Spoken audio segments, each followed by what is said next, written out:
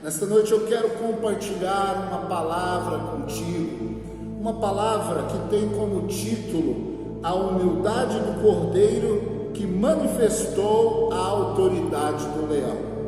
E eu gostaria muito que você prestasse atenção nesta palavra, porque ela falou muito ao meu coração. É um princípio que o próprio Jesus ele praticou, porque Jesus, ele viveu aquilo que pregou e pregou aquilo que viveu, e por causa da obediência aos princípios, aquilo que era o seu estilo de vida, o estilo de vida do reino dos céus implantado aqui na terra, obteve sucesso, obteve êxito em todas as coisas. Então, o título da mensagem é a humildade do Cordeiro que manifestou a autoridade do leão. Gostaria de ler um texto no livro de Filipenses, capítulo 2, do versículo 5 até o versículo 11, para que você compreenda a essência desta mensagem. Está escrito assim, Filipenses 2:5: seja a atitude de vocês a mesma de Cristo Jesus, que, embora sendo Deus, não considerou que o ser igual a Deus era algo a que devia apegar-se, mas esvaziou-se a si mesmo, vindo a ser servo, tornando-se semelhante aos homens. E sendo encontrado em forma humana, humilhou-se a si mesmo e foi obediente até a morte e morte de cruz. Por isso, Deus o exaltou à mais alta posição e lhe deu um nome que está acima de todo nome, para que ao nome de Jesus se dobre todo o joelho nos céus, na terra e debaixo da terra. E toda língua confesse que Jesus Cristo é o Senhor, para a glória de Deus Pai. E toda língua confesse que Jesus Cristo é o Senhor, para a glória de Deus Pai. Eu confesso que Jesus Cristo é o Senhor. Ele é o meu único e suficiente Salvador. Confesso publicamente que eu tenho apenas um Salvador, e o nome dele é Jesus Cristo. Agora, os irmãos sabem que Jesus era Deus e que ele se esvaziou da sua glória por um breve período de tempo. Eu quero primeiro que você compreenda que Jesus era Deus. No livro de Gênesis, no capítulo 1, versículo 26, nós vemos uma expressão que diz: façamos o homem à nossa imagem, conforme a nossa semelhança. Esta palavra está no plural. Nós entendemos que a Trindade havia um comum acordo, que são três, mas são um ao mesmo tempo. Se é que você pode entender, se é que o Espírito pode nos revelar essa profundidade, sabe, das Escrituras. Agora, a Bíblia fala também que em João 17:5, eu quero ler primeiro alguns versículos para depois discorrer com você sobre o fato de Jesus ser Deus e ter se esvaziado da sua glória. Em João capítulo 17, versículo 5 diz assim: e agora, Jesus dizendo: e agora, Pai, glorifica-me junto a ti com a glória que eu tinha contigo antes que o mundo existisse. Jesus estava falando em um tom de despedida. Ele estava na oração intercessória em João 17, clamando que, assim como ele é um com o Pai, que a igreja fosse um com ele e que nós fôssemos uns com os outros. Essa era a proposta dele. E ele estava então dizendo agora em uma oração intercessória, em uma conversa com o Pai, dizendo a seguinte, descrevendo a seguinte situação: glorifica-me junto a ti com a glória que eu tinha contigo antes que o mundo existisse. Embasando então aquilo que eu comecei dizendo, que Jesus era Deus, que Jesus sempre foi Deus, e que Jesus, Ele era, Ele é e há de ser para toda a eternidade. Ele é o mesmo ontem, é o mesmo hoje e é o mesmo para sempre, em todos os tempos. Continuando no livro de Colossenses, no capítulo 1, no versículo 15, está escrito assim: Ele, quem? Cristo, é a imagem do Deus invisível, o primogênito sobre toda a criação, pois nele foram criadas todas as coisas, nos céus e na terra, as visíveis e as invisíveis, sejam tronos ou soberanias, poderes ou autoridades, todas as coisas foram criadas por Ele e para Ele. Olha que maravilha! Agora, nos primeiros 3 evangelhos, Jesus é apresentado como homem encarnado, mas no 4º evangelho, que é o evangelho de João, nós temos então João apresentando a Jesus Cristo no 1º versículo da seguinte forma: no princípio era aquele que é a palavra, ele estava com Deus e ele era Deus.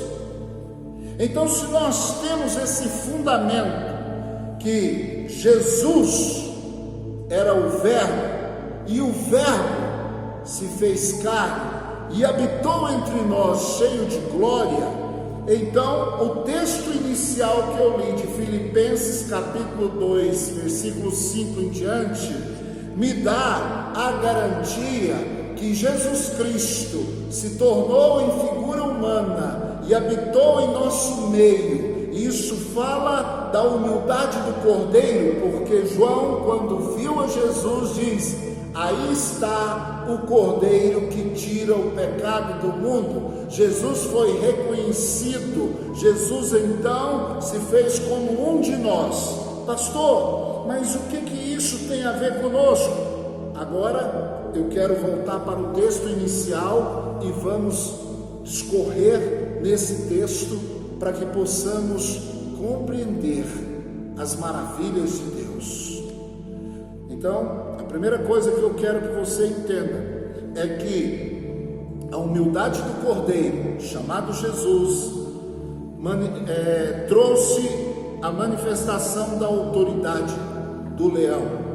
E nós entendemos que Jesus era Deus e se fez como um de nós. Agora, Filipenses 2,6 diz assim, que embora sendo Deus, não considerou ser igual a Deus. Preste atenção no que eu vou te falar. Ele considerou que o fato de ser Deus não deveria lhe trazer nenhuma promoção pessoal ou ministerial. Olha que tremendo. Jesus, conforme a palavra diz, que embora sendo Deus, não usurpou, em outras traduções, na minha diz, não considerou que o ser igual a Deus era algo a que devia apegar-se. Ele entendeu que precisava ser aprovado na sua forma humana. Ele precisava, olha para mim, ele precisava aprovação da parte de Deus na sua forma humana.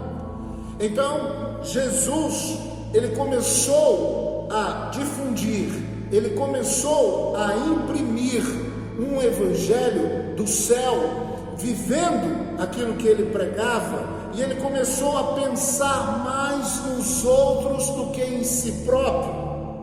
Ele não levou vantagem pelo fato de ser Deus, era 100% Deus e 100% homem, mas ele abriu mão, sabe, da questão de usufruir para se promover de forma pessoal ou ministerial. A proposta de Jesus era fazer a obra, era destruir as obras do diabo, era curar os enfermos, ressuscitar os mortos, amparar as viúvas, cuidar de todo aquele que estava cansado, sobrecarregado, conforme ele diz: vinde a mim todos vós que estáis cansados e sobrecarregados, e eu vos aliviarei.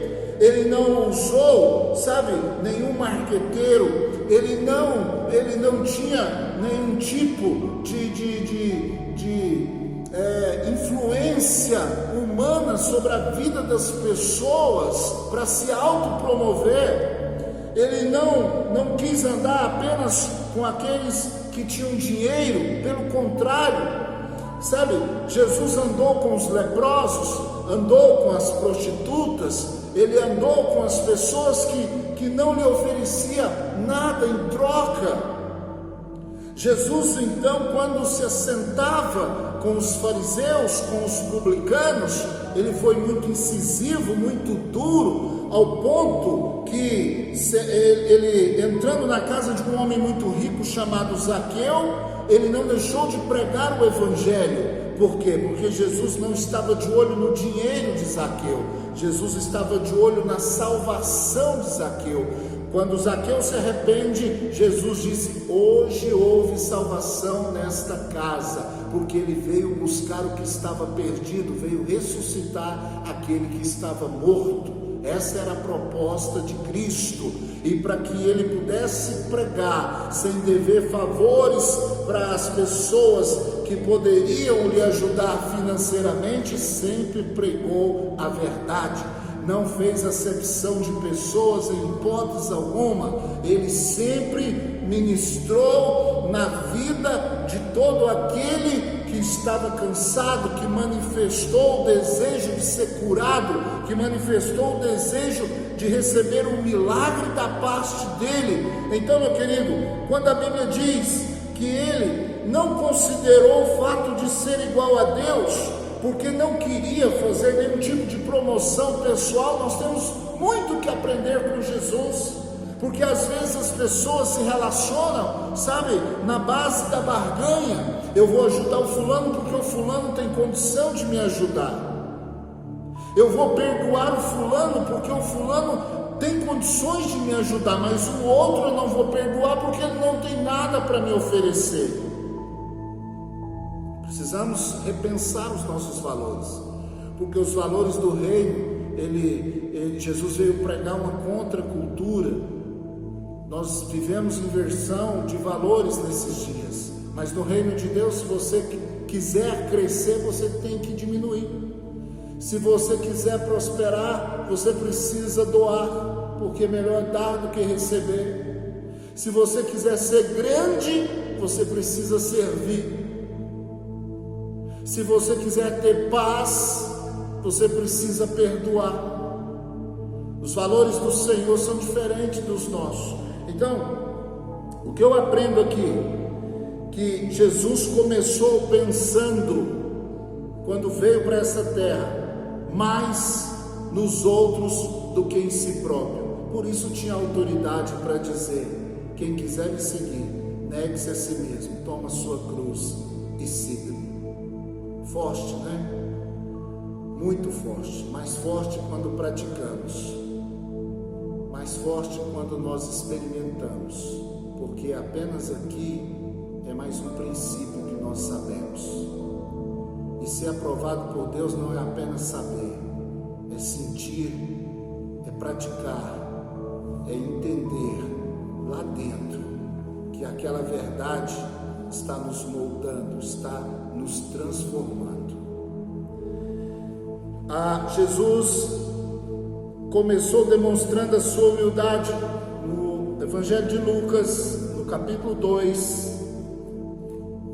Vou ter que acelerar daqui para frente, você acompanha o raciocínio. Lucas, no capítulo 2,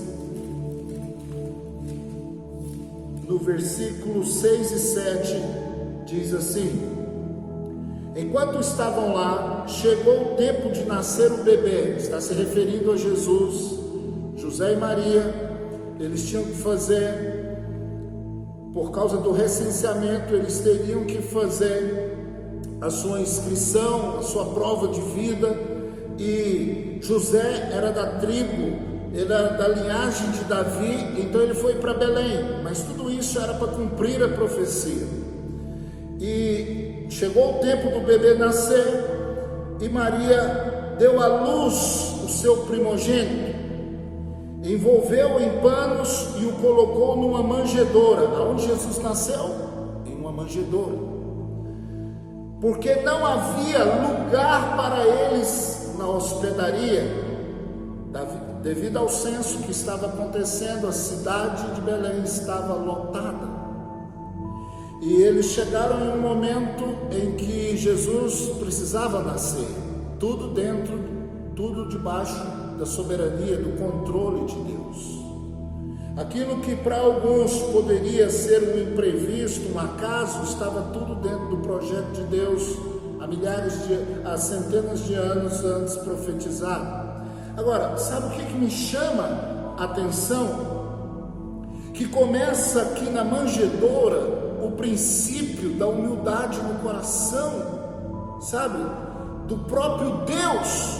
Porque se Jesus, e Ele é, e Ele era, e há de ser para todo sempre, mas conjugando o verbo no passado, se Jesus era Deus, Ele se submeteu a ficar guardado, sabe, dentro de uma gestação de uma mulher, do ventre de uma mulher, e nasceu, não num palácio, mas nasceu em um local onde os animais, aonde o seu pai e a sua mãe, aonde não havia lugar para ele, ou seja, aquele que era todo poderoso, aquele que era o rei da glória, aquele que é cheio de majestade, cheio de glória, ele se esvaziou daquela glória e se submeteu a nascer num lugar, num estábulo.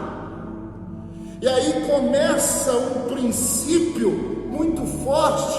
Por quê? Porque ele já começou tendo dificuldades, sabe, de adaptação, mas dentro do projeto de Deus nunca foi fácil, nem para Jesus e nem para você. Talvez você já tenha sido perseguido desde o ventre da sua mãe, mas quando Deus tem um projeto, apontou o dedo para você, e se você está me ouvindo, se você está me vendo, é porque Deus quis que você estivesse aqui hoje. Tentaram te matar, tentaram te roubar, tentaram te destruir, e você está de pé porque Deus tem te sustentado. Houve situações em que não haveria lugar para você, mas o poder de Deus, a graça de Deus tem te sustentado, tem te abençoado. Posso ouvir um amém? Agora, quando não houve glória da parte dos homens, porque o Senhor nasceu, não havia um público ali esperando para glorificar o rei que estava nascendo. Mas os céus nunca deixaram de honrar a Jesus Cristo como Rei. Vejamos, eu separei aqui o versículo 13 e 14, que diz assim: de repente, uma grande multidão do exército celestial apareceu com o anjo, louvando a Deus e dizendo: glória a Deus nas alturas e paz na terra aos homens aos quais Ele concede o seu favor. Querido, preste atenção que Jesus não encontrou lugar em uma hospedaria para nascer, mas nascendo em um local simples, num local humilde. Ali ele começava então a sua vida aqui na terra, encarnado. Os céus não deixaram de reconhecer quem ele era, a importância daquela criança que estava completamente dependente de Deus aqui na terra. Ele se esvaziou, ele se humilhou e se tornou em figura humana. Por isso nós podemos dizer glória a Deus nas alturas. Amém? Ele considerou o fato de ser Deus, eu já li sobre isso, né? Vou passar para outra página aqui, o versículo 7, versículo 7 de Filipenses, que diz assim: mas esvaziou-se a si mesmo, vindo a ser servo, tornando-se semelhante aos homens. Foi o maior servo que já existiu, servia a todos com igualdade, rico, pobre, leprosos, prostituta, ladrões, discípulos, de todas as etnias. Jesus amou o samaritano, amou o publicano, amou o fariseu, poderia não concordar, amou o traidor, lavando seus pés, nunca fez acepção de pessoas, porque o problema não estava com ele, mas desde o seu nascimento já era rejeitado. O mundo já sabia, os demônios já sabiam que o Rei, o nosso Salvador, o nosso Redentor, estava aqui na terra para destruir as obras do diabo. Então Jesus, ele foi um dos maiores servos que já existiu e sofreu todas as tentações possíveis como homem. Ele precisava passar por todas essas tentações. Por quê? Porque no Evangelho de João, capítulo 16, versículo 33, se eu não me engano, diz: no mundo tereis aflições, mas tende bom ânimo, porque eu venci. Jesus disse: eu venci. Sabe o que é isso? Uma esperança para nós, porque se Jesus venceu e o Espírito dele está dentro de nós, quer dizer que nós podemos vencer também todas as dificuldades, todas as dores deste mundo, nós podemos vencer. Foi o primeiro diamante lapidado por Deus. Veja só, se você prestou atenção, estamos caminhando para o fim da mensagem, mas se você prestou atenção, eu disse no início que Jesus precisava ser aprovado como homem. Ele necessitava ser aprovado como homem. Então eu posso dizer que ele foi o primeiro diamante lapidado por Deus. Por isso o apóstolo Paulo, tendo entendimento, orou muitas vezes por nós, sabe, pedindo para que Deus completasse a boa obra dele em nossas vidas. Jesus foi aprovado e nós estamos no caminho, sendo lapidados por Deus dia após dia, e esta obra só vai terminar quando Ele nos levar para a sua glória. Enquanto estivermos aqui na terra, a mão do oleiro vai estar dentro e vai estar fora, trabalhando, nos moldando, nos dando graça para vencer as dores deste mundo. Então, ele sendo o primeiro diamante, ele foi aprovado. Agora somos nós. Nós estamos no processo para sermos aprovados por Deus. Versículo 8 diz assim: e sendo encontrado em forma humana, humilhou-se a si mesmo e foi obediente até a morte e morte de cruz. Sendo encontrado em forma humana, humilhou-se. Como assim?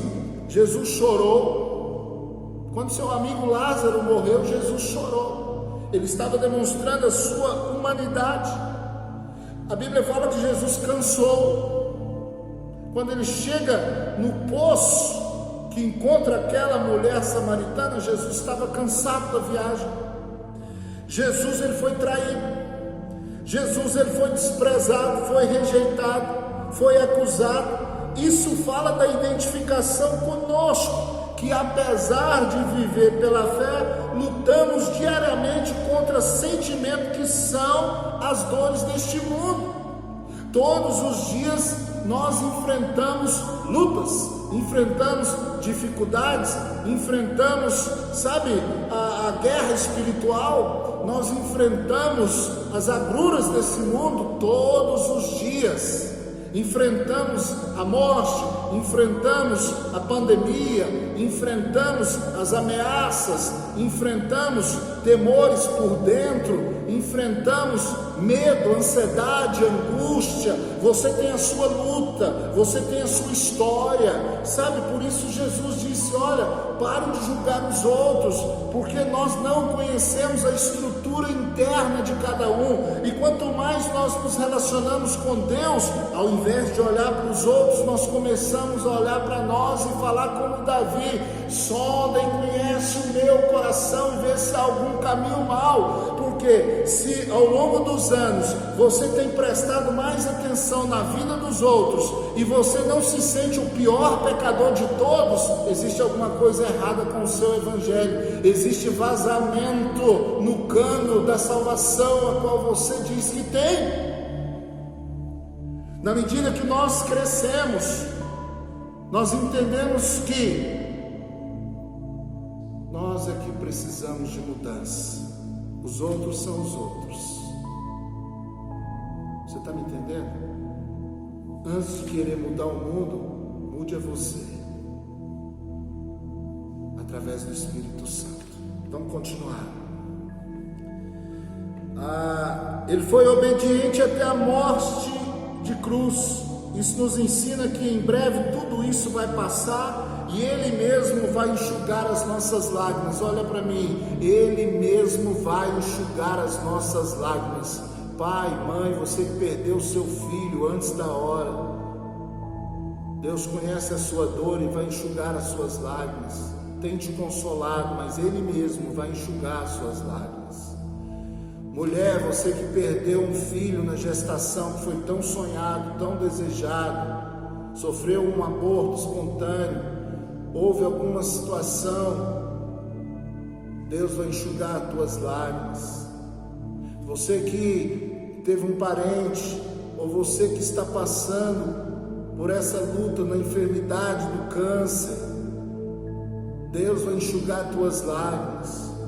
Meu desejo é que você seja curado, meu desejo é que você seja abençoado. Você que está desempregado, sente a dor de não ter a comida para os seus filhos, muitas vezes, de dar o melhor para os seus filhos. Eu profetizo, a porta vai se abrir, mas enquanto ela não se abre, Deus vai enxugar as tuas lágrimas. Busque ao Senhor, insista com Ele, Ele é o seu Pai, Ele vai cuidar de você, Deus vai enxugar as tuas lágrimas, em nome de Jesus. Agora é de verdade, nós vamos encerrar, porque eu quero finalizar mostrando a recompensa da humildade, do princípio da humildade, a recompensa que Deus traz sobre nós. Olha só, versículo 9, versículo 8 termina dizendo que ele foi obediente até a morte de cruz, foi obediente. E o versículo 9 começa assim: por isso Deus o exaltou à mais alta posição e lhe deu o nome que está acima de todo nome. Sabe aquele homem rejeitado, aquele homem desprezado, aquele homem que foi traído, aquele homem que foi machucado, aquele homem que foi incompreendido, aquele homem que foi expulso da cidade de Gadara? Sabe aquele homem que estendeu as mãos para as pessoas e elas o desprezaram, dizendo: crucificam? Esse homem venceu, ele cumpriu o propósito, foi aprovado como homem, foi esmagado pelas mãos de Deus e foi aprovado. E no final a Bíblia diz: Deus o exaltou à mais alta posição e lhe deu o nome que está acima de todo nome, para que ao nome de Jesus se dobre todo o joelho, nos céus, na terra e debaixo da terra. Aquele Deus que vivia recebendo a mensagem dos serafins dizendo: Santo, Santo, Santo é o Senhor dos exércitos. Mas quando veio para a terra, não tinha local nem para nascer. Esse homem venceu. Ele cumpriu o propósito, foi para a cruz, foi para o túmulo de José de Arimateia. Ele não tinha nem um jazigo para ser colocado, até o seu túmulo era emprestado. Ele não tinha local para reclinar a cabeça, pois esse homem venceu. Você também vai vencer. Se você está em Cristo, você já é mais do que vencedor, pois esse homem recebeu o nome que está acima de todos os nomes. E toda língua confesse que Jesus Cristo é o Senhor, para a glória de Deus Pai. Apocalipse capítulo 5 diz assim: Então vi na mão direita daquele que está sentado no trono um livro em forma de rolo, escrito de ambos os lados e selado com 7 selos. Vi um anjo poderoso proclamando em alta voz: Quem é digno de romper os selos e de abrir o livro? Mas não havia ninguém, nem no céu, nem na terra, nem debaixo da terra, que pudesse abrir o livro, ou sequer olhar para ele. Eu chorava muito. Hoje talvez você está chorando muito, porque não vê solução, nem de político, nem de parente. Talvez você não veja solução de ninguém para te ajudar. Mas eu quero que você compreenda, João dizendo: eu chorava muito porque não se encontrou ninguém que fosse digno de abrir o livro e olhar para ele. Então um dos anciãos me disse: não chore. Cutuca o irmão que está do seu lado e diz para ele: não chore, não chore, não chore. Eis que o leão da tribo de Judá, a raiz de Davi, venceu para abrir o livro e os seus 7 selos. Depois vi um cordeiro que parecia estar morto, em pé no centro do trono, cercado pelos 4 seres viventes e pelos anciãos. E sabe como é que termina?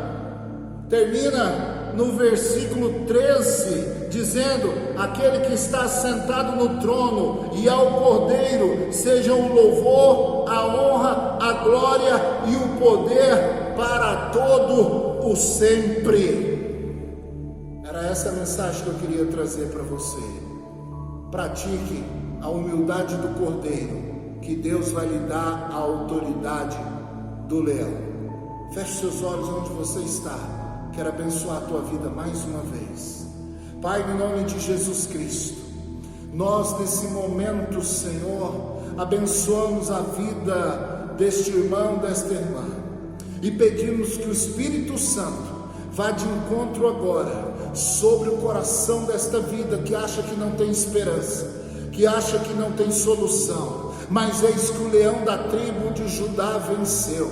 O leão da tribo de Judá foi achado digno de abrir o selo. O leão da tribo de Judá nos trouxe, Senhor, um escape, nos trouxe uma salvação, uma redenção. E por isso eu peço que haja milagre nesta casa, que haja uma porta aberta nesta casa, que haja, Senhor, o manifestar, Senhor, no pão e na água deste irmão, que haja saúde, que haja, Senhor, ó Deus, anjos nesse momento, ó Deus, ó Pai, trabalhando a favor da vida desta família.